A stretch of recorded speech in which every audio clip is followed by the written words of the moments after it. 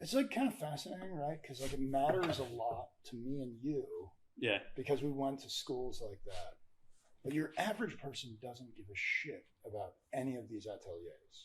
Well, I think they don't know what the difference is. They That's don't know. why. They don't know the difference. They don't know whether one's significant, whether there's stylistic. Well, that's an interesting thing too. Is like, so we're both from Massachusetts. Yep. We didn't know each other before this. I find it fascinating to come back and be like, oh my God, Massachusetts has people that are doing like the same thing that I was doing. So you grew up in Brookline, right? Yep. You went to art school in Boston after a year, and then you decided, I think, on a trip you went to Europe. Yeah, it was a study abroad program, and I was only supposed to stay for 3 months, but it was good to be not in Boston, and I was 18 and in Italy, and what could be better than that? Yeah, it's amazing. So then I literally just like found in the street the 3 atelier schools that were there then, the Florence Academy, where I ended up going, Charles Cecil's school, and Charles is from Boston, and I was very excited to hear I was from Boston when I went there. And that was the first time I kind of encountered Boston having any sort of clout in the painting world, because growing up I didn't know anybody.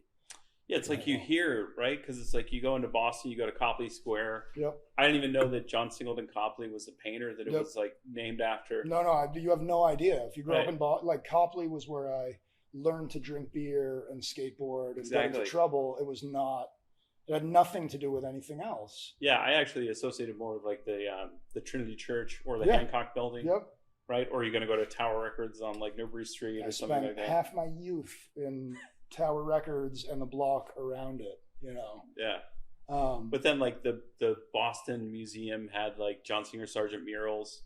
Yep. I didn't even know who the heck this guy was. I didn't go to that part of the library either to see them, or the Edwin Austin Abbey murals as well that were right next door. Yeah, and they were like right there. So it's all, I think you grew up in Boston and you have like some cultural milieu around you that you're vaguely aware of, but it was only in Florence after having left the study abroad program and signed up for the Florence Academy. And it wasn't even immediately being there that I realized that like when I'd go to the museum when I was a kid, my mother would let me buy postcards and I'd sort of tack them to the wall or whatever. But I like grew up with Paxton's on my wall and I had no idea. And like good Paxton. Paxton's not my favorite, but like the one in the MFA that I think was a didactic tool. It's like a woman reaching across and it's in a state of like medium finish. But it was like, I realized only years later in Italy how Boston had kind of affected me, I guess. Yeah, that's amazing. So you go over to Florence, you fall in love with the city. There's a choice of 3 schools, right? Florence, Angel Academy, and the third one was the Cecil. Charles Cecil. Yeah. Yep. And they're all interrelated, right? Now those schools each seem quite distinct from one another, but back then it wasn't that long.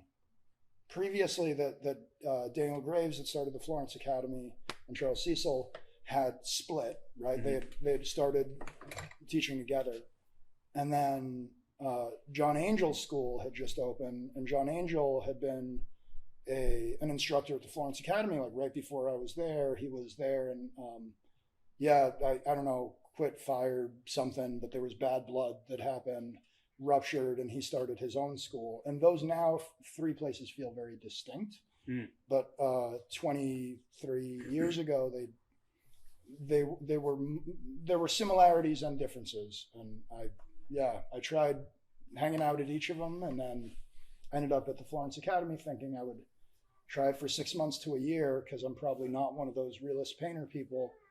And I was part of that school for 11 years. Wow.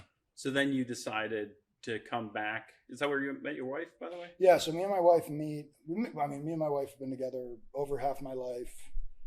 We meet in Florence. She's an architecture student. I'm a painting student. And we had like this lovely, really ingrained life. There's a lot of the atelier folk in Florence don't really ingrain themselves into the community or Italy. I mean, I literally knew people 10 years in Italy and still couldn't correctly and politely order a drink at the bar. You know, it's like there's just this American expat community there that stays quite separate, and I think it's always been that way, right? Going back to you know, the 19th century, there's always been Western, you know, English and Americans. But yeah, I wasn't one of those. Me and my wife were very, very ingrained into Italy. We had Italian friends, spoke Italian well. And if you asked us years ago, I mean, we would have thought we would have lived there forever. Yeah. But no, we moved back here in 2011, and I've had this studio since December 2011 or January 2012. So you end up back here. You're in Waltham, Massachusetts. The studio's in Waltham. Not too far from Brookline. You still live in Brookline now? Or you? I do, actually. I moved back to Brookline 2 years ago. Yeah, during the pandemic. We moved back to Brookline, but Waltham has been home base for work for, a long time now. Cool. So just like, you know, you and I were talking about this earlier, and these are really, I think, fascinating discussions. Like, now is the daunting task where, like, you went over and you learn this style of painting, right? You could continue it, but you decide to kind of come back here. And now it's time to kind of put it all together or figure out what you want to do. You know, tell me about that. Like, how hard was it to kind of, you know, what do you do with that skill set after? And then what were the trials and tribulations for you? I think the hard part is like figuring out what your skill set actually is. Right. So like, I was a competent painter. I don't know if I was much better than the average there, but I was trying to develop a little bit of my own style or whatever.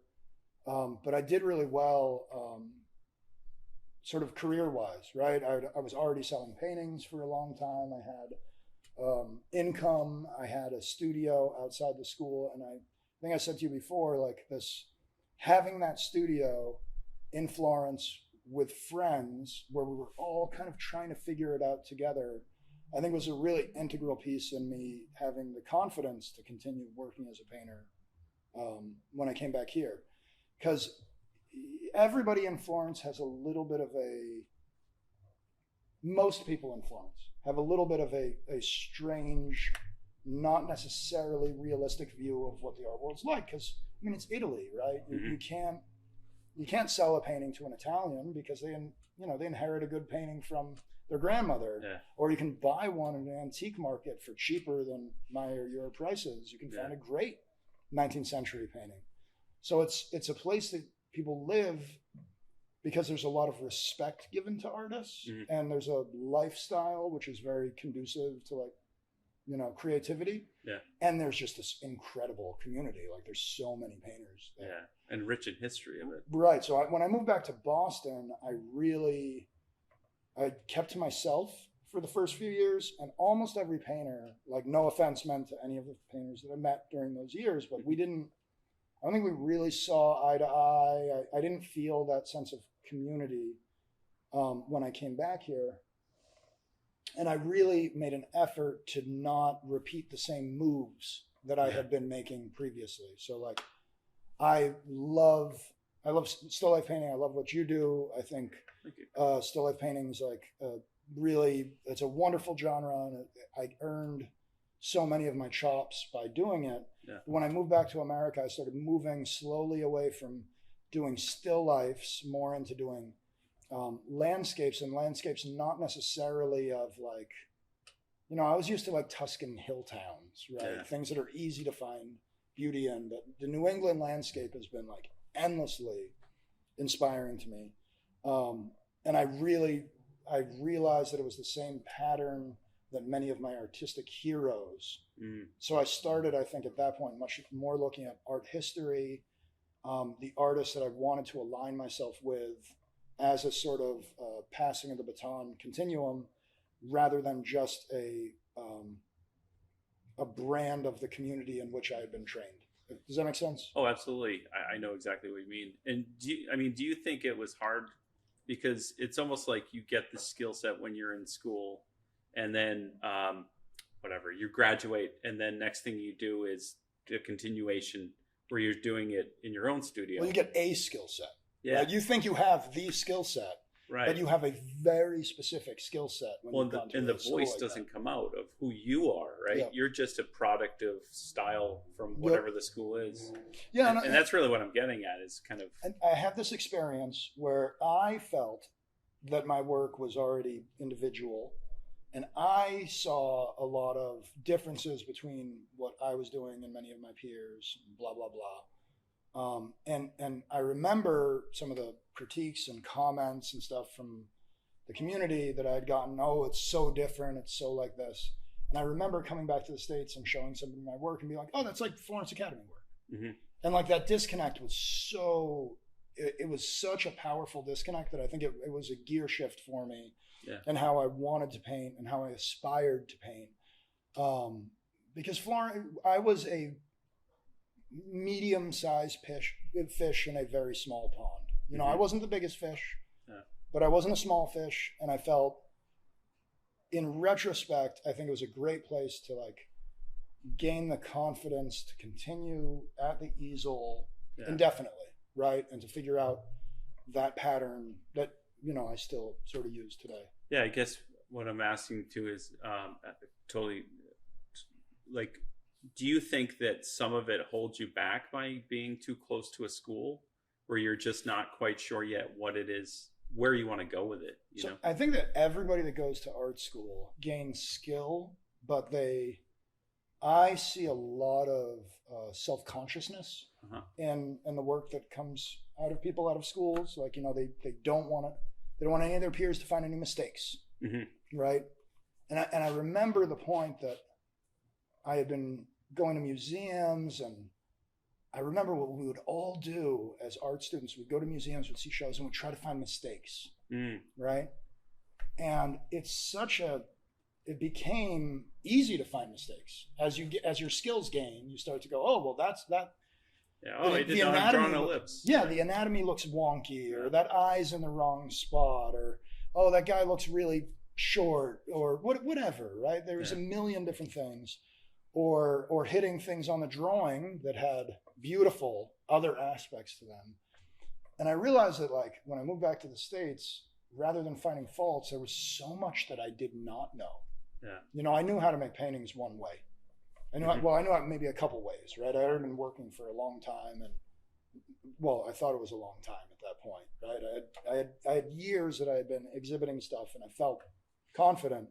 And I came back here and I started to realize how much I did not know. Yeah. And I looked at many of the kind of American Impressionist painters that had either studied in Europe or had studied European tradition art and moved back to America and tried to make the synthesis between Impressionism and realist painting. Yeah. And to me, it's some of my favorite paintings are things I like American Impressionism a lot, but it could be from like 4 different continents. Like this is a global thing. Sorolla, Mancini. Right? Yeah, I mean, you could talk about them. You can talk about 20th century social realists, or you know, in Russia, or Levitan. You could talk about Italians like the Macchiaioli that predate the Impressionists, painting outside. You could talk about the Australians like Tom Roberts and why am I blanking on his name now? This is terrible. And my other favorite Australian painter, who was his student, it'll come to me in a second. But there's all these different places all over the globe that people are trying to put these pieces together.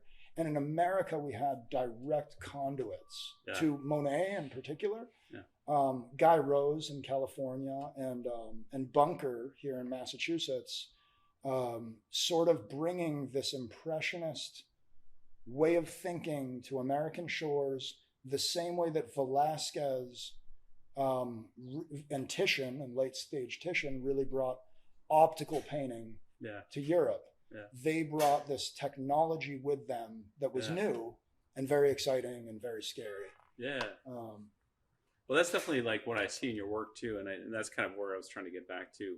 There was I do remember there was a show called The Americans in Paris. Yeah, great show. The MFA Boston.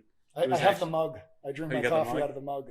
I got I have the book, but I was really like, I didn't understand it all. Like, and it's so funny because like you and I were talking earlier, like we were here in Boston, and a lot of it came from Boston, and then went over there and then came back. And one of the things in the color book I was writing about was just some of the things that we hear are echoes from all of these teachers, and we don't quite know where they came from, but you can start to kind of like dig in almost like historically of where some of these ideas came from, right? Like, don't use black out of a tube is one of the most common ones. And you can actually find a Renoir quote that said, one of us forgot black in the studio and Impressionism was born. Things like that, where you're like, oh, okay. So like the things that are kind of handed down from me in classrooms and stuff like that really come from an idea. Well, what is the idea? They're mimetics. You know, they get repeated through time, and they also get distorted through time. Right. So like the most common one today, and I warm light, cool shadow. What'd you say? Is it warm light, cool shadow? Oh, warm light, cool shadow is a good one. But no, I was going to say the Zorn palette concept, right? Well, we went back and forth. I think that's how we kind of introduced ourselves to each other, because I did a post on Facebook, right? And it said, there's no way that Zorn had cadmium red. It didn't come around until titanium white wasn't around until 1921. Cadmium red wasn't on his palette. Titanium white is totally different from flake white, and you said something like, absolutely. Apelles used a 4-color palette. Right, and you said the Apelles palette, Yeah, and so Apelles, I think, who's widely regarded as the greatest painter in history, and we've never seen one of his paintings. He's, which I just love, like it's so romantic as a concept, but under good authority, right? We have this concept of the 4-color palette from him, and it's an alchemical concept. It is not just the concept of a 4-color palette because Anders Zorn did it. Back then, in the sort of humanist tradition, they talked about the 4-color palette as representing the 4 elements, the four skin tones of man, the 4 seasons. Like these were literally, it was as mystical and alchemical as it was artistic. And you really can paint a lot with a 4-color palette, but I, like you, use a fairly extended palette. But I'm totally comfortable with 4 colors also. I think, as teachers too, it's like 4 colors sometimes are good, because if a student sees that there's 3 different reds, or even if one's super high chroma, then it's like they're going to grab cadmium red for a skin tone, and cadmium red shouldn't be in a skin tone unless you're going to lower that chroma way down. You'd have to be very subtractive. So like vermilion is actually a little bit under chroma from that, but also the mixing qualities of these is that the refractive index of vermilion, I think, is actually higher than a diamond from me like researching it. And it's like cadmium red is like a 2.5 and vermilion's like a 3.5 or a 4. And one of the fun things that you can do, and I've done, and it's in some of this is like all in progress stuff, and what I'll do is I'll try to mix things at exactly the same value, but using different pigment composition to get a slightly different color. And it's through that change in the refractive index that you get these kind of like, I use the word jewel-like maybe too much. Exactly. But it's this really like incredibly luminous, unique aspect to oil paint, which in my work I always want to celebrate. Absolutely. Well, I think that's why it's like seeing it in person is the human element brings light into it, and how are you experiencing it? And it's a responsive experience, right? Like I want my paintings to look a little different in the morning than they do in the afternoon or evening. It should be a fun experience to look at when you should watch it like a TV. Well, and also walk around it, because as you can see, like you have impasto, so kind of experiencing and seeing it in raking light, so that you see that there's a textural element. Arthur Streeton. Arthur Streeton? Yes, Arthur Streeton was who I was trying to think of. There's just like, there's so many of these people, and they all stick in your head. But any of these painters, right? Any of those academic but impressionist painters, I realized that was really where my aesthetic goals were headed. And it doesn't matter to me as much the content necessarily. Like I paint portraits, so I'll still paint still lifes occasionally. I paint a lot of landscapes. Some are totally invented, but it matters a lot to me that they are done in that manner. And that they look both of that tradition, but hopefully also of our time. Yeah. You know? Well, I guess the question back to it would be, do you think you could have got that if you stayed in Florence? No. Too close to the school? No. Right. No. That's just where I was kind of trying to leave the discussion. Sorry, I'm like jumping around. No, it's almost like you needed to come back here to gather, right? For a couple of years. And so I found an existing community here of a few painters that it took me a couple years to figure out who within the American modern painting thing, like where do I fit? Because I don't really fit. When I came back, I didn't really fit with New York guys, like, you know, where you were. But I like them. We were all friends and get along, and there's a lot in common, but there wasn't a lot of similar like working ethos. Yeah. I was already painting outside. I was already doing large work outside. And I realized that the community in which, and luckily there was still like a tradition of this like American Impressionist thought there, was this like Rockport crew of painters. Yeah. Right. So a lot of my friends that I paint with are from there, and Rockport was this vibrant community of painting in the early and mid 20th century, and it did well financially up through the millennium. It was, you know, a very successful sort of thing, and just now in the past year or so, I think it's really rising again. Yeah, I think once they relaunched 3 years ago and did that show, I think you won an award. Rockport's great. Like it's ended up being an interesting place to show paintings, and there is some existing community. And I think, you know, I'd invite anybody these days to come and see some of the artist galleries that are being run and the historic work there. Yeah. Because there's this dedication to painting from life and reverence of nature. But it's done in a fairly different tradition than the atelier sort of thing. Yeah, it's so much to dig into there too. I just want to tell a funny story about the Rockport Art Association Museum. Yeah. We used to go there every year. I went to Greater Lowell High School, and we would go to Rockport as like an awesome, you know, like the art field department trip would go. Yeah, field trip would go, and it was like years later I went back to be like, oh, I remember when I used to go there, and I went in and I was looking for like Aldro T. Hubbard. Yep. And I was like, hey, do you guys have any Aldro T. Hubbard here? Yep. And whoever was working that day, I think it was like 10 or 15 years ago, was like, who's that? And I was like, all right, you don't know who Aldro T. Hubbard is? That's too bad. Yep. So I said, can I use your restroom? And in the bathroom, as I was going, was a poster of Aldro T. Hubbard. Yeah, so like that was probably a volunteer. I remember I submitted paintings to the Rockport Art Association for some thing that was going on there because I, like you, was vaguely aware of the history, and they rejected me, and I was so pissed. I went to go see the show, and the work was terrible. Yeah. You know, I got rejected from a terrible show. Yeah, so I kept my distance from the place for a long time. It is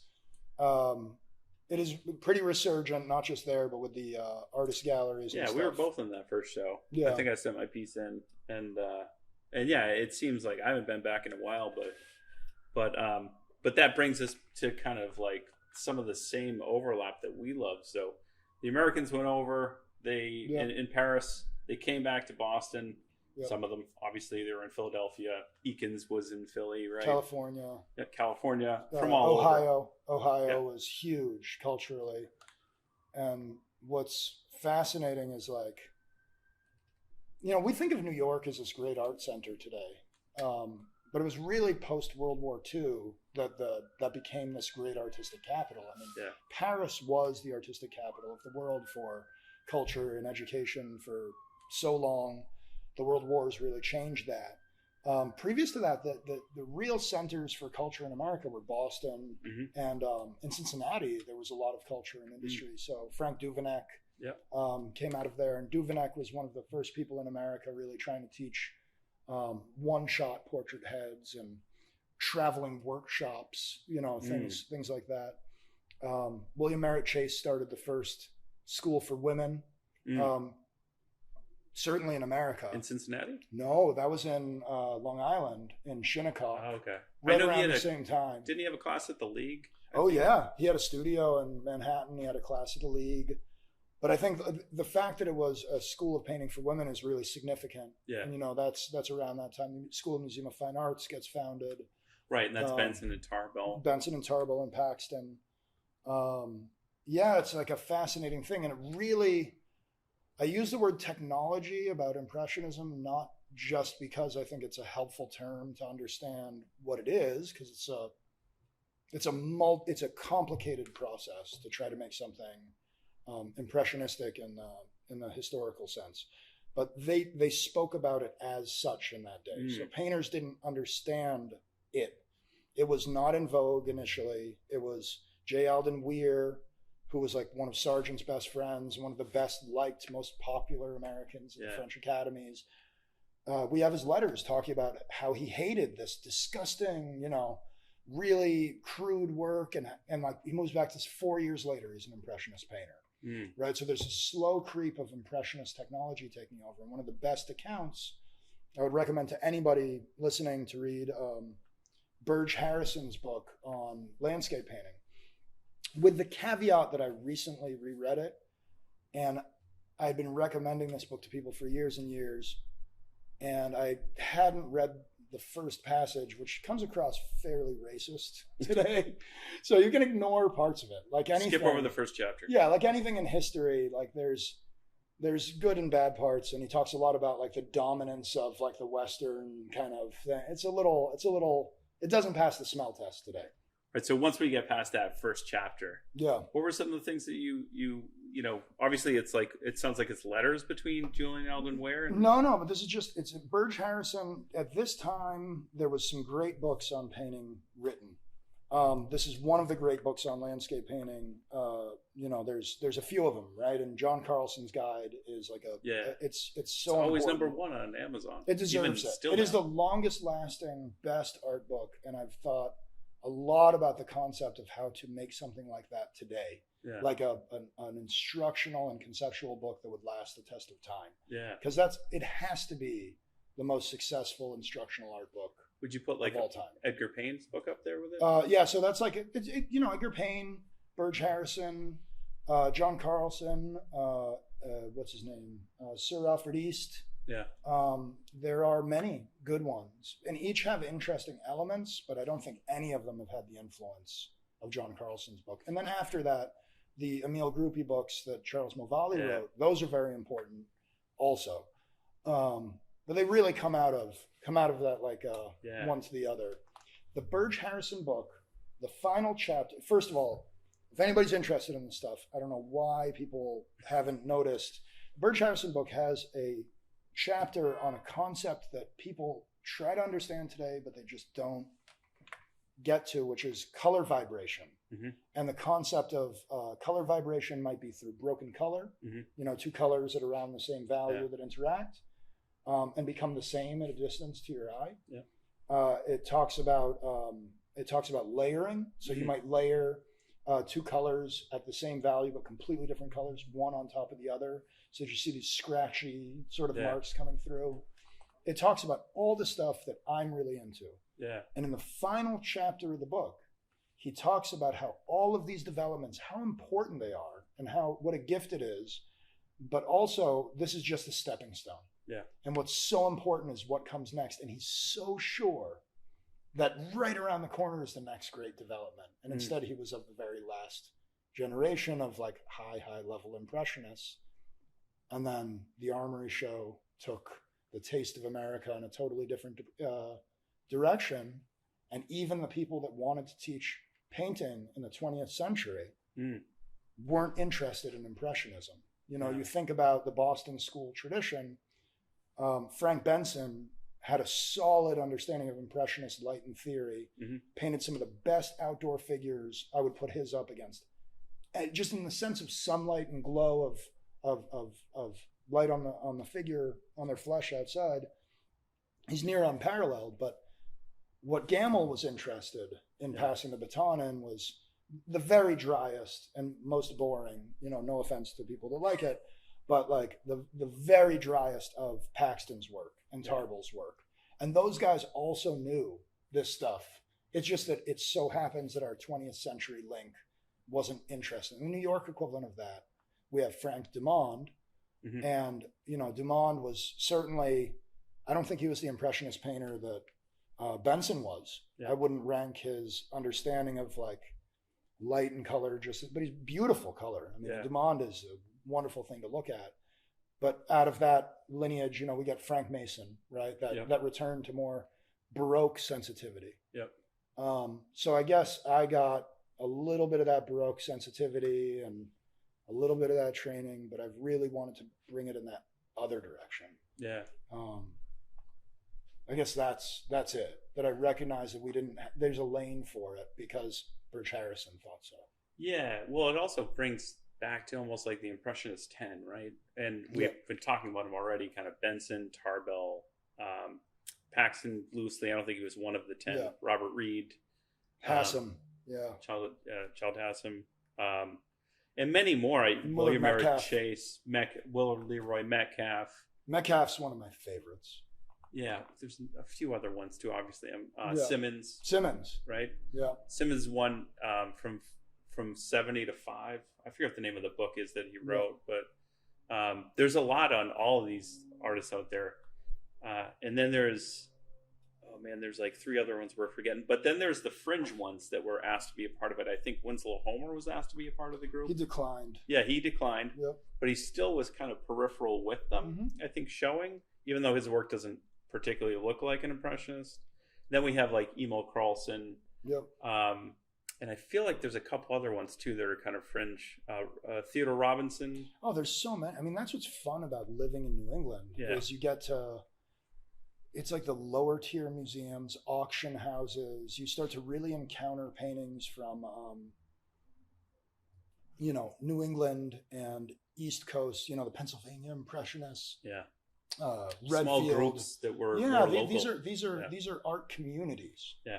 And I guess that one of my artistic goals has been fostering an artistic community. Yeah. People that maybe don't, their work doesn't look the same. Yeah. Right. We don't have a name like the 10. Yeah. But there is a group of people that are doing similar moves and trying to figure out similar things. And there's a real power in that. Yeah. Because if you believe in this concept of a continuum and trying to really take what's come before you, attempt to, we aren't, frankly, there's more painters today than there's ever been before, and we are not the equal of our predecessors. Yeah.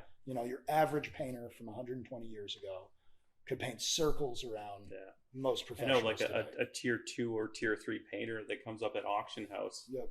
I'm like, these are fantastic. Yep. Harpagnies. I'm like, not a lot of people know about it, but I'm like, fantastic paintings. But that's what's fun is discovering all those other, because museums are greatest hits collections. Yeah. They're Bob Marley legend. Yeah. They're not necessarily everything representative of what painting was at that time. Yeah, like even the Florence Griswold Museum, been to that one, where like all the Impressionists, American 10. I had them bring me in the vault. It was awesome. There was a painting I really wanted to see, and it wasn't out on view, and I begged them, and they brought me in the vault. Who was it? It was an early Hassam, I think. It was like a boat. It's gonna come to me in a second. It was a boat at port in the winter. Yeah. And I was dying to see it, and they had a Metcalf out, and they had all this cool stuff. And I knew one of the people working at the museum, and I said, "Where's this one painting?"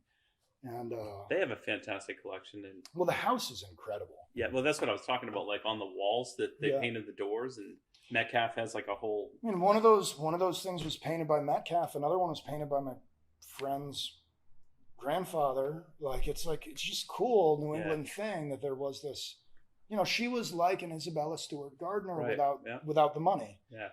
She ran an artistic boarding house, and Willard Metcalf was really thankful to her because he stayed with her when his life had imploded in this traumatic way. Yeah. He left Connecticut for a long time, left New York, tried to, I think, distance himself from the situation where his best friend ran off with his wife. Yeah, it was like crazy story, right? Yeah. But that guy ends up being one of the greatest successes of his day. I think one of his paintings brought a higher price in auction than it ever been in history. Wow. At that point. Speaking of artists that are kind of like right under your nose, growing up, I'm from Lowell, Massachusetts. Yep. We have the Whistler House Museum. Yep. I knew nothing about Whistler. Yeah. Whistler, I think, lived there for like 4 years. Yep. And then he moved on. And but he was proud of the American and Lowell connection. Yeah. He's also like, he was a dandy, you know, so he had flamboyant clothing and a bit affected. But I mean, he learned to draw at West Point. Yeah. You know, which is such a cool, out of, didn't he? Yeah, it's such a cool concept. Yeah. I just love Whistler's influence on so much, because almost like Delacroix with the influence on the Impressionists, Whistler, from like a big standpoint over just art in general, tonalist painting seems to come out of it. Pilfer his concepts. I mean, even today, I always hear people talk about, there's like a Picasso quote about getting paid appropriately, not for the time you spend on the thing, how much, but how long you've been trained to do it. But it's directly pilfered from Whistler. From the Trial with Ruskin. And I would recommend to every artist to read The Gentle Art of Making Enemies. It's one of the best art books of all time. Awesome. He's a favorite. Like, I love Whistler. Yeah. I love his etchings. I love his sensibility, and I love he's one of the greatest aesthetics I think that's ever lived. But he's not thought of as a great painter by many people today. Besides the painting of his mother, which is under glass, and I mean, it's okay. Yeah, it's okay, but it's not the most exciting of his work. It is iconic. Yeah, yeah. But I'll take a Venetian etching over it, I think. Well, they have actually some of the etchings at the Whistle House Museum, so yeah, you know, that's what I was saying about kind of under my nose. Like Willard Leroy Metcalf was from Lowell, Massachusetts. Jack Kerouac was from Lowell, Massachusetts. Whistler. So a lot of these things, it's not until like later, until you're in school, that you're like, holy crap! Like, and you talk about Aldro Hibbard. Aldro Hibbard was adamant that his works that ended up in Lowell were, you know, you want to see my work, that's where you go. Yeah. You go see the couple that are in the museum in Lowell. That's where I was introduced to it too. So that connection brought me to Hibbard, and then I went to the museum. They had it. They actually had this one. They still have it. Sargent drawing, because I didn't even know who Sargent was growing up. Yeah. But it really kind of opened up, and again, getting back into kind of the smaller names of artists that we don't know, a lot of just impressionism in these little pockets of it from all around. Yeah. Pockets is the right word, right? Yeah. So you have Dennis Miller, like the Connecticut painters, right? Absolutely, and they're distinct from the New York painters. Yeah, and this very strong regional thing. And yet there was a lot of cross-pollination, right? So Dennis Miller Bunker is one of the first Americans to paint with Claude Monet. He comes back to Boston. He's blowing people's minds. They're calling his brushstrokes fish hooks. Nobody understands what the hell he's doing. And he makes waves in his career. Sargent, he paints with, really respects him. And he dies tragically, very, very young. Yeah. And then there's also Guy Rose, who painted in Giverny and brought a lot of that same Impressionist technology back to California. But Aldro Hibbard, where did he go on honeymoon? Well, he went out to the land of Guy Rose, and he painted there. Meanwhile, at home, he was talking to Bunker's widow. He was talking to Bunker's widow and Bunker's widow's new husband to try to figure out what Metcalf knew. Yeah, because he was very close with Metcalf and wanted to know how that. So his early work, I don't know if you ever noticed, it's a lot like Metcalf. So even then there was this like interconnecting chains of communities. Yeah. And I think that we have those things happen today too, but we don't pick up on it because it's happening in real time around us. Yeah. Is Guy Rose, did he influence a lot of the like California Impressionists? Yeah, like he's one of my favorite California Impressionists. He's not necessarily the one that people talk about most these days. Like William Wendt has a lot more wow factor and a lot of juice in the paint. Right. Yeah, Edgar Payne is you know, a titan. But like I often go back to William Ritchell and Guy Rose as painters over there. What's her name? Emmy Fortune, Eve Charlton Fortune. There's a lot of great Californian artists too. And it's all people working in the similar sort of umbrella of let's try to get the thing right. Let's try to draw. Let's really try to work from life. Let's try to experience the feeling of sitting here with you and doing this. but let's also put paint to canvas in a way that's intimate and personal, direct, and could never be confused as anybody else's but my own. Yeah, I think it was it Renoir, I think, had a quote that he was like gloating about Impressionism, and he said, finally, the salons are filled with color instead of all those brown paintings that we used to see. Yep. Do you know where, because it's interesting, because I've read the Groupie book, or a couple of the books. He's like 3 or 4 of them, and I see a lot of the same kind of palette everywhere, and that's like, well, it's now titanium white. I think back in the day it was either zinc or flake, but they have cad lemon or cad yellow. Yep. They have yellow ochre, yep, cerulean blue, ultramarine blue, cad red light, and alizarin crimson, and that's your palette. Sometimes Viridian. You're forgetting for Groupie it would be first Prussian and then phthalo. Okay. So Prussian has, you like color a lot. Like we should talk about this. Yeah. Prussian has this like distinct twang of older paintings, which is really interesting, and you can perceive. Came out of like Turner, right? Yeah, Turner, one of the first totally. ones? I mean, you see Turner, you see it in Sargent, you see it. If you have the guts to use Prussian, because it's a really strong color, and it's frightening when it's kind of the cyan before phthalo. Yeah, exactly. It's that green blue, very, very strong, very high tinting strength, and extremely fast drying. Ferrous oxide, right? Something like that. Yeah. It's what's in medicine. I like phthalo. PB27. PB27. There we go.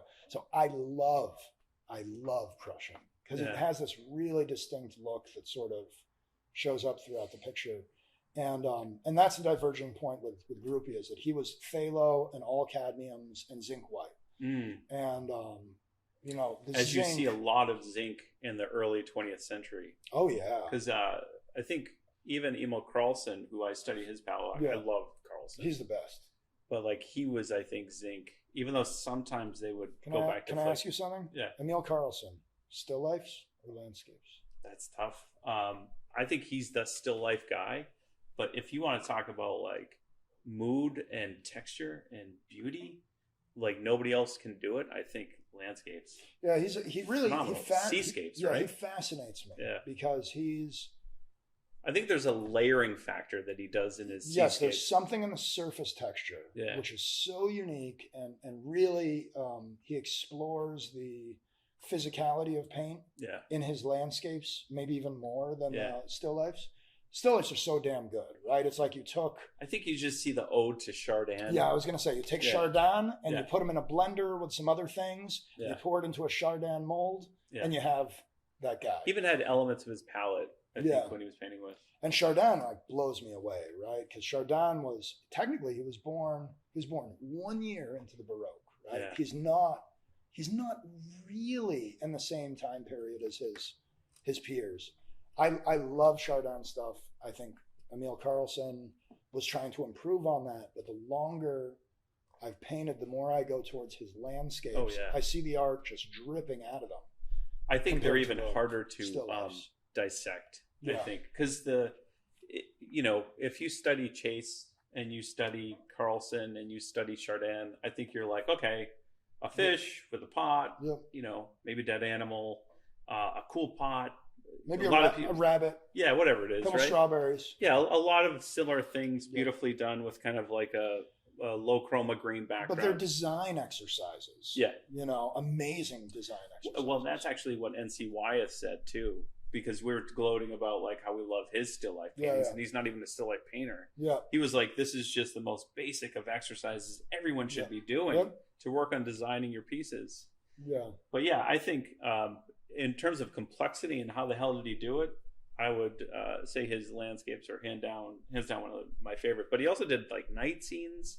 Yeah, what I like about his stuff is it's got a lot of that. I've been trying to do more of the invented element, right? Yeah. Whether it's painting a scene from memory after having been outside, or I often will change a painting from one time of day to another. Change a day painting to a night painting. I'm trying to bring a lot more of that. I guess it's like a romantic aspect also. I don't think it's like romantic in the sense of romantic painters, but it's less than the mimetic, right? Yeah, it's not just a copy. Not copying. I'm not interested in copying. Right. I want to be a filter. I want you to be a filter. I want all painters to be a filter through which you get a unique representation of the world. What scares me, and I actually I think scared is a good word for it, is through a lot of the more orthodox and conservative kind of training that people are getting in art school, they start to believe that there's a single truth or a single way to do something. Totalitarian. It is totalitarian. And it worries me in the realist painting community where they're like railing against modernism and there's just this is the way to do it, because they're going to put their figurehead on, and that's as much of a problem as anything else. We joked about Bouguereau, right? It's kind of a figure. Whether it's Bouguereau or somebody else. Yeah. Right? What's interesting, I remember one time, it's one of the reasons why I finally left one of the schools, was we were sitting around and we were having this kind of debate. Yep. And I was just like, I don't even know why we're arguing. It's like, it's not my favorite painter in the world. But I was going and seeing like J.C. Leyendeckers, who studied with Bouguereau. Yep. And like seeing the extension out of all this stuff. And I would be like, hey, do you guys want to come check it out? And they're like, no. It's like they were in this tiny world. And I just remember I turned to a colleague and she had studied with Wayne Thiebaud. And I was like, that's phenomenal. But I'm like, why are we fucking whispering about this shit? Like, why can't it be an open discussion? Yeah. Because everybody thought in one way. And that's kind of brings me to the beginning of where I was saying why you had to leave. Yeah, it's a groupthink mentality, right? And groupthink's never good for artists, right? What we need is culture and open-mindedness and experimentation. Or Leo brings something different to the table. Yeah. That's interesting. Let's bat it around and see what it is and try to understand his perspective. I mean, Bouguereau gave us Robert Henry, and Robert Henry gives us all the great ashcan stuff. Yeah. And then, I mean, like, it's such a silly thing to try to apply retrospective orthodoxy. Kenyon Cox, too, I think was a student, wasn't he, of Bouguereau? Maybe, yeah. Yeah, because I what think was the he Bouguereau brought it over quote here. You said before? You said... The funny thing, I'm not a huge fan of Bouguereau. Yeah. I do like some of his allegorical stuff, but I think he's so overblown. And when I find a funny quote, I found this one by Winslow Homer, and he said, I wouldn't walk across the street to go see a Bouguereau. Because he basically was saying that the lighting on it was just so fake. Yeah. That everything about it was fake. And I think, Bert Silverman in the Art Grind podcast was calling it pornography or something. My favorite Winslow Homer quote, and it was printed on the wall like huge at some show I had seen. And it was such a funny thing. Like, I'm sure if he was alive, he would have hated it. But it said, it was a letter to an art dealer who had invited him to an exhibition. And he said, at the present moment, I see no reason to tackle any subject. I have no inspiration, no reason, no will. I will, however, paint any subject, any size, at any point for you for money. And it was like printed on the wall. I was like, holy shit, man. That's like... Well, he was also an illustrator, too. Saying the quiet part out loud. That's pretty funny. But he was an illustrator, too. Yeah. So you could understand... But talk about, night seascapes or even seascapes of the Maine coast. He did it amazing. No, he's amazing. Like, I think that seascape painting is a great way to think of, like, art trajectory, right? Seascape painting was this, like, fairly distinct, fairly important subgenre within painting, right? And you have painters that came along and broke the mold. Mm-hmm. So the first early one would be like W.T. Richards, right? William Truss Richards painted these extremely truthful looking waves from a distance, sitting on a beach, painting the wave, imagining the roll, the physics of light on the water. But then out of the blue comes Frederick Judd Waugh. Mm-hmm. And the seascape painters had been trying to paint waves as if they were coming at you. Yeah. Right? Not a wave that you look down on the beach. No, the drama of the sea as if you are within it. Mm. And Winslow Homer did that same thing. And Frederick Judd Waugh did that same thing. And although like Waugh, and there's others, like you could think of like... kind of put Groupie in that, right? Yeah, he did some marine stuff, but not really. When I'm thinking of, this is a specific subgenre of the wave is action, right? The being it, you couldn't even put an easel where these people were painting because you would be washed out to sea. Yeah. And there's a couple people here today in the States that are still trying to do this sort of painting, and it's a beautiful subgenre. But you couldn't even, it had to be invented, right? Because not only is it in motion, you couldn't actually stand there. And Homer, although I think like Frederick Drudd was, anatomy of the way the water moved is maybe more truthful. I mean, like there's more art just dripping from a Homer than almost anything. Yeah. But people call him an illustrator as well. And does it matter? Like, does it matter? Like, Edwin Austin Abbey to me is like he did both, and he's one of my favorite painters. And I'm like, I don't even care what you call anybody these days. This piece moves me. When I go to the Yale Museum, I'm always looking for that Abbey. I think it's Hamlet, the scene within the scene, or at the Met, the King Lear. Yeah, like those are just phenomenal pieces. Like, call them whatever you want. I don't care. It's like people sitting around having arguments, and I'm like, I just want to study the surface and learn how he did it. Well, it's the same with like N.C. Wyeth, right? Like people think of N.C. Wyeth as an illustrator, but he certainly had the best color and light sense out of, you know, his descendants or whatever. Yeah. He understood Impressionist landscape painting. He could paint. They're totally Impressionists. Yeah, too. They're wonderful, wonderful. I go to the Brandywine all the time, and I think we were talking about that house painting that he did, and there's so much color. A lot of like what I see in your work too, that's just so playful. And it engages you, and you're playful is a word I like. So there's like playful or joy of life. People say like that's the old one, but I like also this concept of like urgency, that you can feel this kind of, you can feel the human holding the brush. Well, there's also like, it's not just like the shadow was black on the house. It's like a vibration, right? Yeah. It's a playfulness of the two colors optically mixing, and your brain is getting put to work. Yeah. But you probably couldn't do it. Not you. Most people probably can't do it until you try to figure this out of how to get it to sit back. I think that actually people use the term Impressionism incorrectly today. I would say that people, when they're talking about Impressionist work, are often referring to something that is painted with a lot of visible brushstroke or kind of messy or rapidly painted. Impressionist became this like, oh, it's just an impression. Well, that's where they came from, right? From the show, the original. But it's also around the concept of an optical impression versus a tactile impression. Yeah. Right? So how does something appear to the eye? And there's a great article from like 1903 or something. I have it somewhere on the computer, saying why does Impressionism work? Like if I ever was to write a book like you, which I love that you've done these books, you'll do it. I would find something like that to put in it, because people needed an explanation. What is Impressionism? And it was a simple exercise that they invited Americans to do in their own homes. You took a set of playing cards, cut it in half.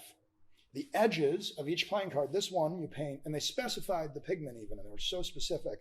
Paint this one red, you paint this one green, you let them dry. Just on the edge of the cards, not on the face, just on the edge. You then go 1, 1, 1, 1, 1, and interlay them 50-50.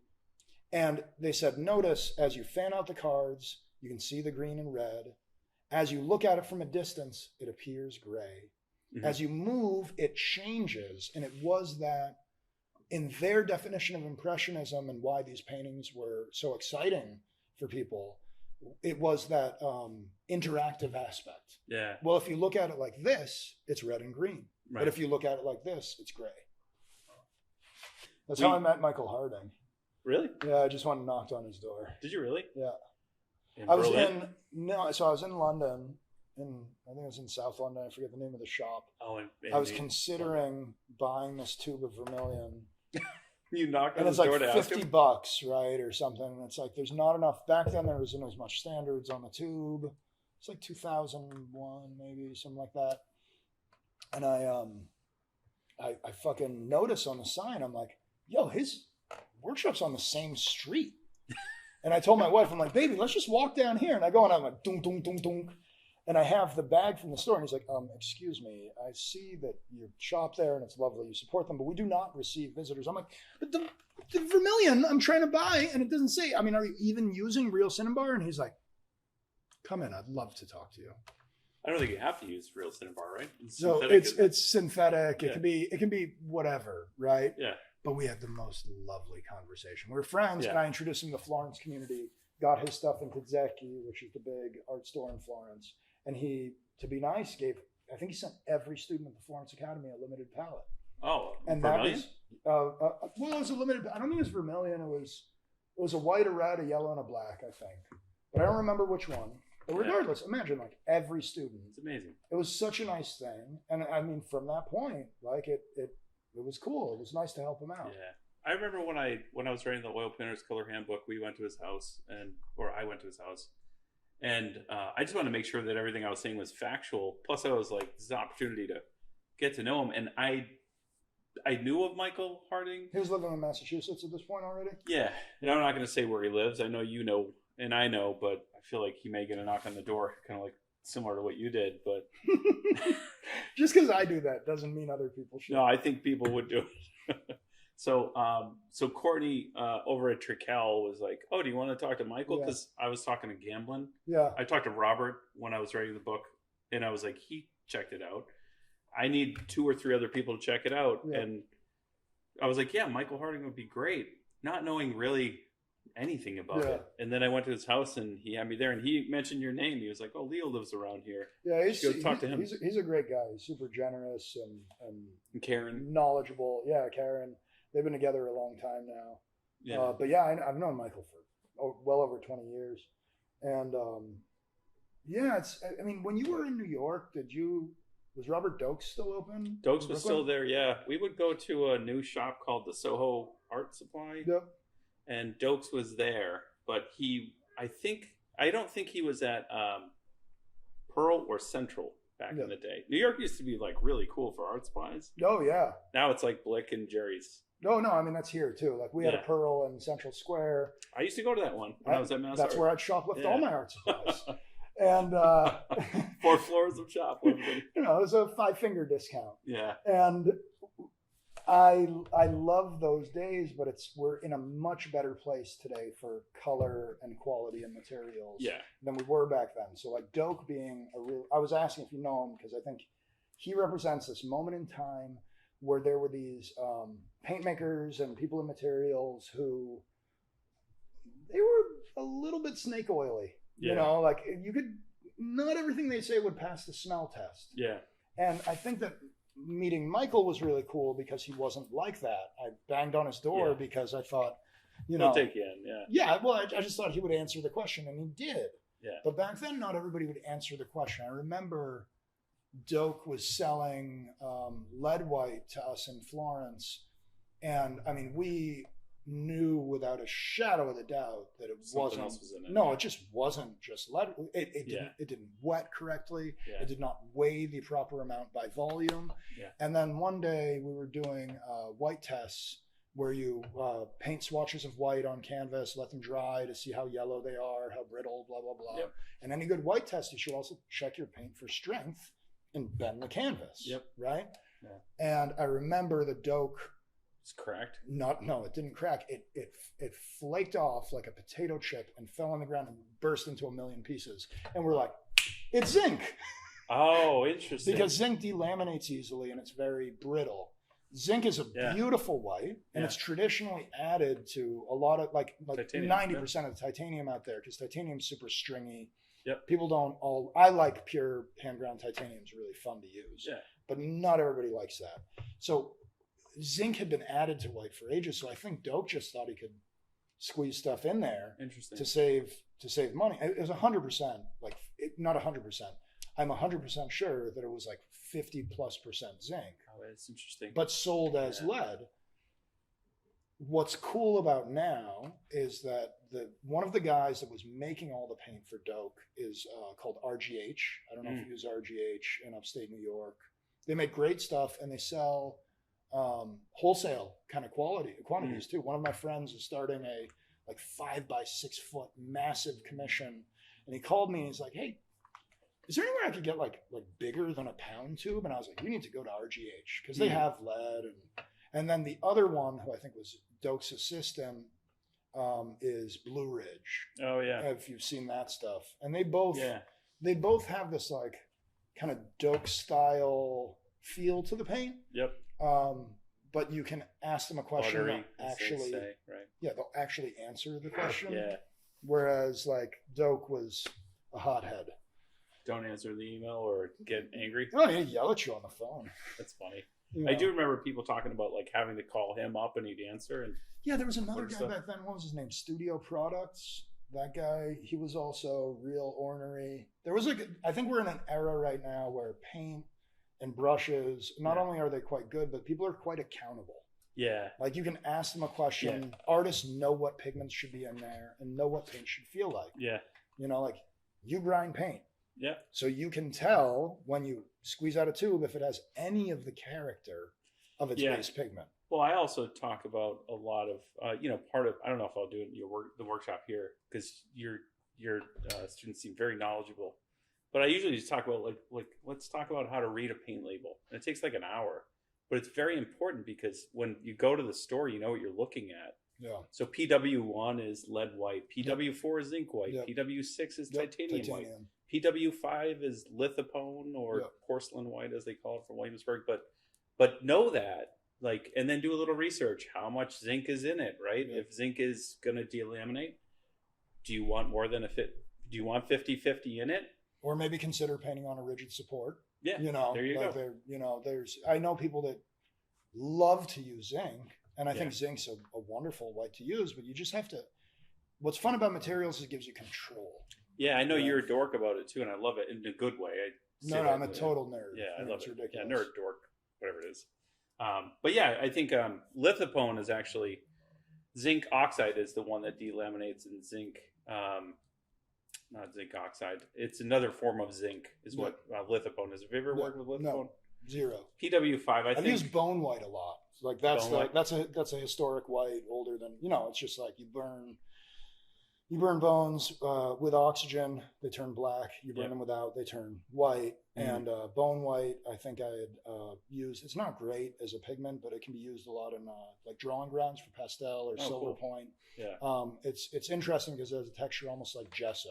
Oh, cool. Kind of interesting.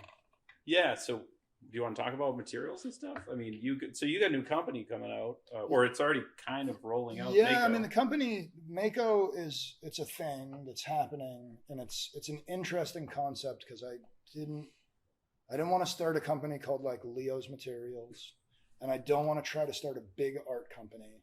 I wanted to start something that is specifically tailored to the artist's process, but with the highest standards of like take on the best advice of conservators today, but without sacrificing workflow, essentially.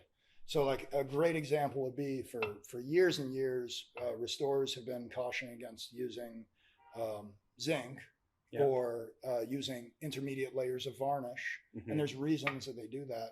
And one of the newest ones that people have been on for past 15 years or so is using rigid versus flexible supports. I love that you bring up both of those because I get the retouch varnish thing all the time. Yep.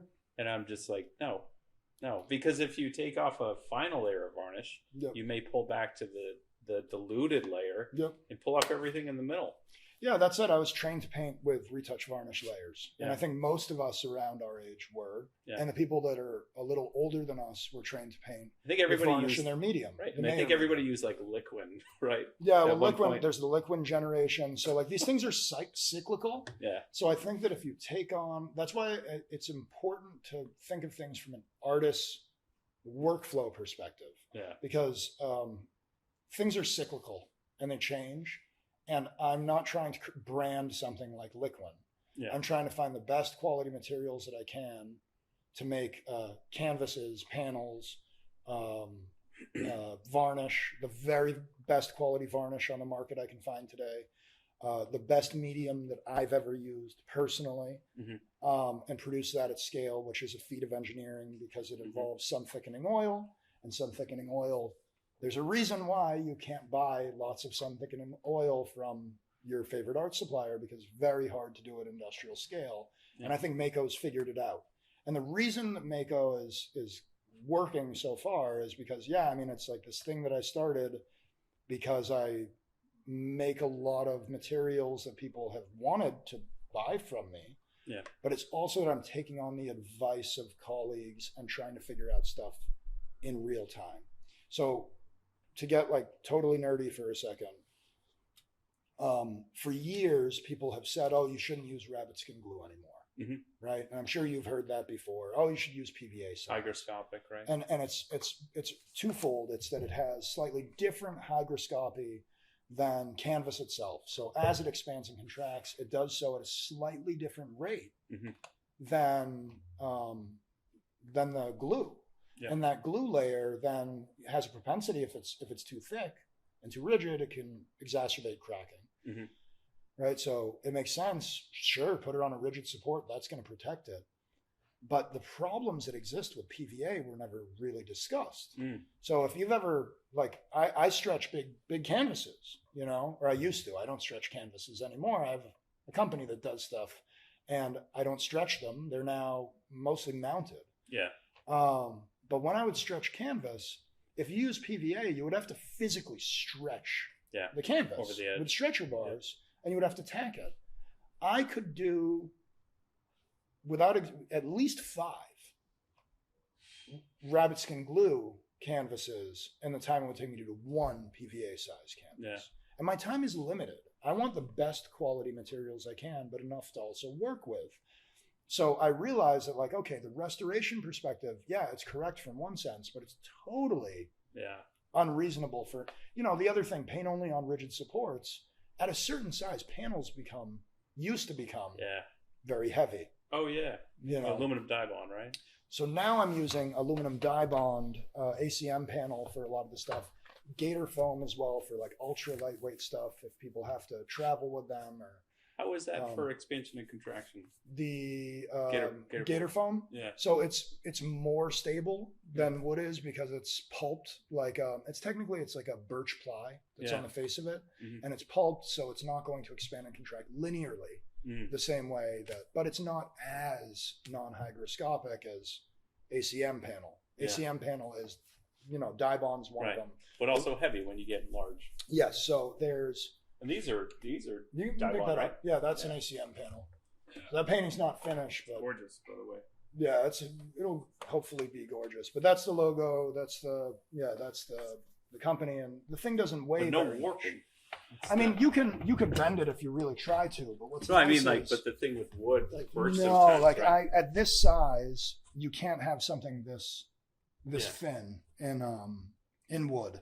It will warp without question. And this stuff can be cradled too, but I use traditional frames, and when you put something in a frame, that's also creating structure for the painting. So I've been using these things for my own work for quite some time now. The Mako idea started about a year ago, and it was partially because I had begged other people to do it. Yeah. I had asked friends and workshop people. I said, listen, this is a great idea. Like, you start with these kind of panels, and where Mako is headed, and I'll give you one, but I haven't brought them to market yet, is this synthesis of the old way of doing things and the very best conservation things of today. So like the kind of Cadillac, which will be rolled out, is a traditional linen or hemp canvas, rabbit skin glued with rabbit skin glue size and rabbit skin glue gesso ground. So the same ancient gesso ground going back to Cennino Cennini, going back to Vasari, going back to the very first texts on how we create things for painting. Yeah. But mounted with the absolute state-of-the-art restoration glue to non-hygroscopic panel. Right. And let me tell you, like, the experience of painting on it is so cool and so responsive and fun. So it's been a great project to slowly roll out, and I've been able to pick up steam, over I only made it public in December. It's now last days of April, I think. So it's going well so far. I mean, people are really enjoying using it, and many of my friends or now friends, some of them have switched to using the stuff exclusively, which is really cool. I mean, it feels great because it feels like I cracked the code on a little area of the market that is important to people like me and you, but it's not. There's more profitable ways to do things, but I don't know that there's more right ways to do things than what we're doing. I have a couple questions for you. One is, this is the funny thing I usually say to my students, which is why I'm usually like, paint on panels. They're good. If they suck, if your painting sucks when you're painting on them, you can throw them in the fire pit and it'll burn, right? You probably shouldn't burn oil paint. No, I know. Yeah. But it's more of the joke of it. Yeah, I know. What do you do with ACM if your painting sucks? So the good news is you can score and snap it like drywall. So like one of my friends threw his painting in the dumpster and it came back on eBay. So I'm very cautious that I don't just throw them out, but I'll destroy paintings.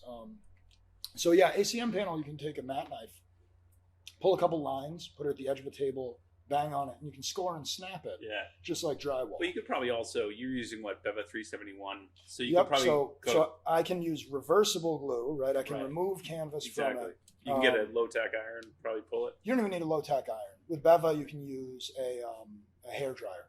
Oh, okay. Right? You can use a hair dryer to pull it up if you want to. The only thing is, like, when you're entering the territory of reversible glues, there's things you have to teach people about them, right? Like, a reversible glue can be diluted in turpentine if you let it sit in it. Yeah. So you have to have a certain amount of education to deal with high-level materials. Yeah. But assuming you have the requisite understanding of that level of oil painting, that's probably the sort of products you're looking for. Yeah. And people say I don't like to paint on thick wood panels because they're too hard to throw away. But I mean, it's always easy to cut something up. Yeah, so many cut up paintings. I was sanding them down for a while, and I was like, I'll repaint over the top, and I'm like, that's not good because if I do something I like, I'm not going to sell it. Probably have Pentimento. It'll explode.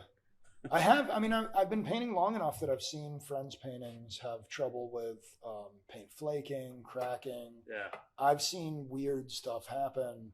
And part of the reason why I made the switch in my own work to using mounted linen more than stretched was just because I have small kids. And I'd be in the car and stuff would get dinged up. And I stopped wanting to key out canvases and maybe I'll spray water on the back of this one, and the stretcher bars are warped or didn't quite fit well together. They're just easier, and they're easier for storage. They're easier for travel. I mean, I travel and paint. I had, I think, 23 paintings in my luggage flying back from Greece last time. So it's a great system for me. Yeah. And I think so far it seems to be a great system for some other good painters. Awesome. Or what's the I don't know if you can talk about it, but what's the bigger plan for someone? Like, I know you grind your own stuff. Are you going to do paint? Are you going to be dopes? I don't want to interpaint. I mean, I'm friends with people that have paint companies. Yeah. And I think that the quality of paint today is higher than it perhaps has ever been. Yeah. But frankly, the quality of canvas, like I'm importing from the most historic, best quality canvas maker in the world, I believe. Clausen's. Yeah, which is Claeson's or Clausen's or however. I say Claeson's. Other people say Clausen's. I'm dealing directly with the company and I still don't know. I'm from Boston. We mess everything up. So, exactly. I can't say so my name half the time. Yeah, I don't know. Maybe it's Claeson's. Maybe it's Clausen's. Maybe it's something else. I know what you're talking about. Even more Belgian. But I bring the canvas over and it's the best quality stuff I can get. But the vast majority of linen out there, not linen, canvas, whatever, it's frankly just kind of shitty, right? So I've had the experience many times now over the years where I'll look at a painting, like I'll go in a gallery or something, I'll look at a painting, wow, that looks kind of cool. And I'll get closer and the whole thing falls apart to me, but not really because of the painting. It's that the substrate it's painted on just has an ugly look. It's not, I don't want to beat up on any one company, but there's a Chinese linen thing that's like ubiquitous that it just looks kind of grid-like. And I have friends that are good painters, and I think it weakens the look of the picture when something doesn't appear to have a human hand. And I know other painters that what they're after is a perfect grid-like look to the linen, and that's okay for their process. Yeah. Right? They probably wouldn't like when something has that evidence of human hand. But that's really what I'm after. Like it's a more artisanal corner, a little less industrial corner, I guess. So I don't know. I've been talking with other friends that are in this space, and I think that in brushes, in paint, things are pretty well sussed out. And I think that in canvas panels, mediums, varnishes, and just, fun stuff. Like, I want to make t-shirts. Yeah. Now we're talking. I have a couple buddies. I one of my painter friends has a design. Another one of my friends was, Supreme, this huge streetwear brand. One of my buddies was the head designer there. He finally retired and got out of it. And I'm like, please make me a t-shirt. Anything you want. Wonder if it's the person I know who graffiti? Yeah. Oh, interesting. We'll talk after. Yeah. Maybe it is. Yeah, I was in t-shirt design too, so reach out. I was doing t-shirt design for Ralph Lauren, so that's amazing. I love that, right? Yeah. And I think that well, you get a good logo, and I told you that. Oh, the logo's great. From a graphic designer. Thank you, man. Who gets dorked out about stuff, and honestly, some art companies right now, their logos they're terrible.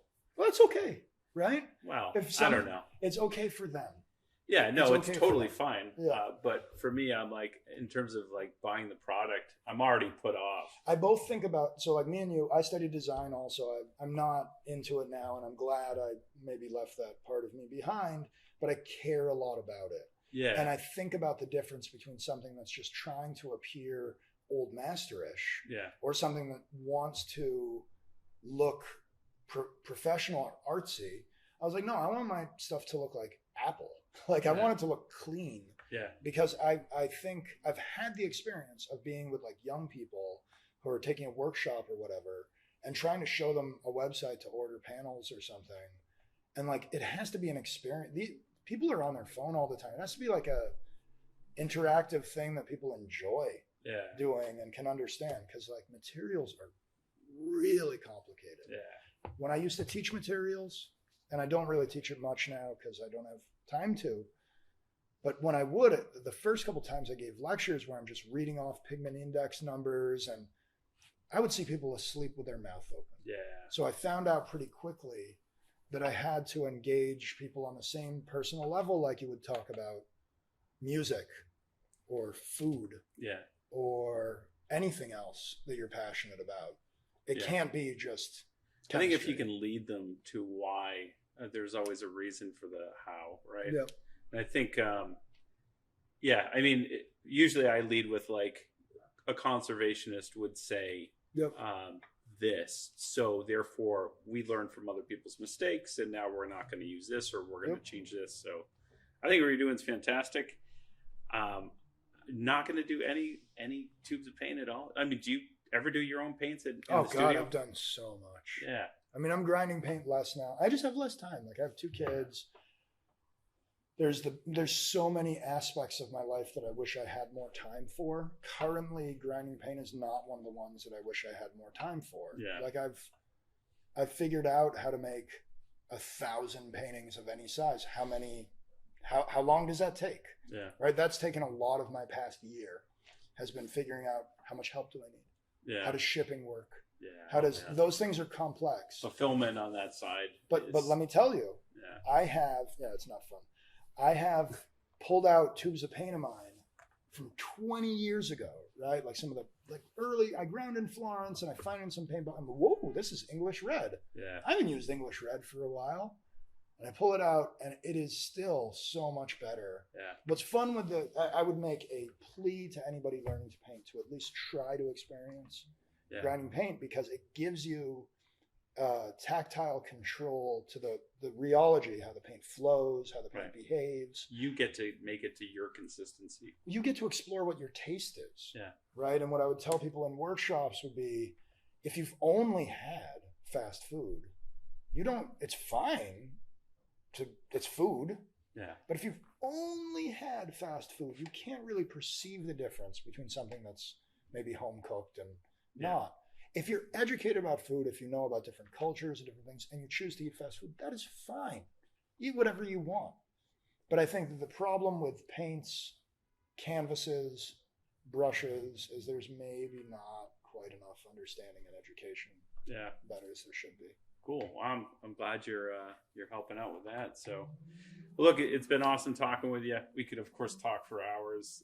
We may have an opportunity to talk more at the workshop or after it. Yeah, so we're doing a workshop together next week. It's a week from today. It'll be happening, right? Yeah. So we came to the studio. We're setting stuff up, and it's gonna be fun. Like man, I'm honored that you want me to come here and talk. You do beautiful still life paintings, so I don't know what I'm going to teach that you're not already teaching, but sometimes it's probably nice to get somebody else's perspective. So let me say this, because I made the explicit decision when I opened. I mean, this is a large painting studio, and I have seen my colleagues start schools and good schools and all different types, right? I expressly did not want to make a school. Yeah. I want this to be my teaching studio sometimes, but my work studio always. Mm-hmm. And I invite people like yourself that I think of, oh, well, that would like complement what's going on here. Because I remember myself as an art student, you hear the same thing from different sources. And you don't know why, but it just sort of clicks differently when explained to you in a different way. And I'm a real like rising tide raises all boats kind of character. I think the more people I can involve here and the more different approaches I can bring in that aren't discordant, right? That don't totally, we're not in here arguing in front of the students. Yeah. You figure out what's similar and it just gives people more tools, But that's what's fun about it.